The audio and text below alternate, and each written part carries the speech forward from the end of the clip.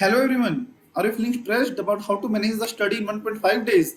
Don't worry, I have a detailed schedule that how to revise two times in 1.5 day at the exam day. See, हमारा जो first exam है वो है 3 मई को. Okay, 3 मई को हमें करना क्या है?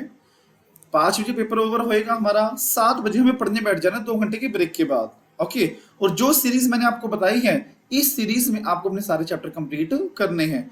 पहला, कौन से चैप्टर आपको उठाने हैं? 6 chapter, registration of charge, dividend, incorporation और अपना prospectus, deposit, audit and auditors and foreign company. ये चैप्टर्स आपको सबसे पहले उठाने हैं. सर क्यों? रीजन क्या है इसका?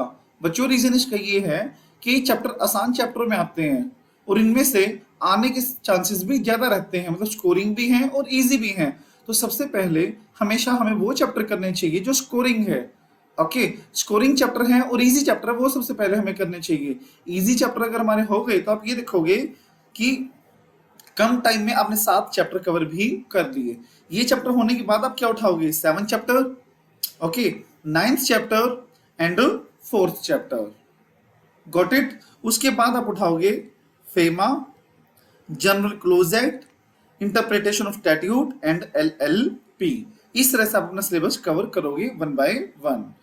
लेट बी क्लियर, ये कोई ABC एनालिसिस नहीं है कि पहले ये इंपॉर्टेंट ये इंपॉर्टेंट नहीं है. मैं सिर्फ आपको 5 बता रहा हूं कि किस तरह से आपको चैप्टर कवर करने हैं सारे. ओके, और स्टार्ट कब करना था आपको? ये 3 मई शाम को 7 बजे. सर पूरा कब तक हो जाना चाहिए? पूरा आपका ये 4 तारीख को नाइट से पहले पहले सारा कवर हो जाना चाहिए. मतलब when you go to bed at the 4th of May evening, तो उससे पहले पहले आपका सारा सिलेबस एक बार कंप्लीट हो जाना चाहिए.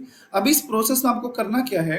इस प्रोसेस में जो भी डिफिकल्ट कंसेप्ट्स हैं, जो आपको याद नहीं हो रही है, जो आपको समझ नहीं आ रहे, तो उसके ऊपर आपको फ्लैग करना है और आपको 5 तारीख को सुबह मॉर्निंग में रिपीट करके जाने हैं.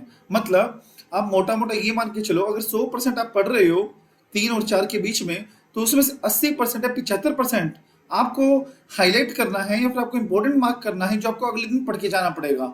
20% आपको वो छोड़ना है जो बिल्कुल इजी है, जो एक बार पढ़ते ही आपको आ गया, ये जो मोस्ट इंपॉर्टेंट नहीं है, जो कि लिस्ट इंपॉर्टेंट है, वो आपको छोड़ के 80% आपको इंपॉर्टेंट देखना है कौन सा है, और वो आपको अगले दिन सुबह भी पढ़ना पड़ेगा.